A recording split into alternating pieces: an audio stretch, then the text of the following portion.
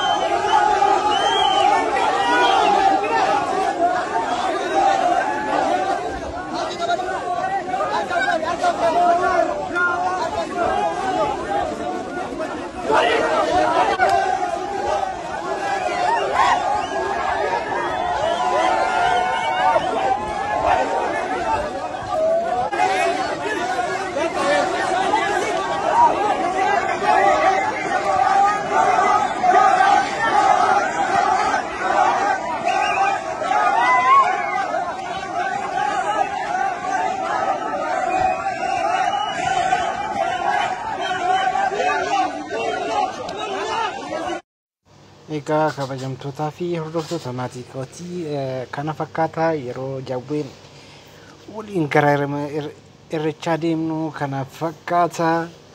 Egaa achaa sodaan ammoo iddoo babbareedoo isinitti agarsiisuuf deema. Akka dhuma qophii keenyaatti akka nu waliin turtan affeerraa kootii.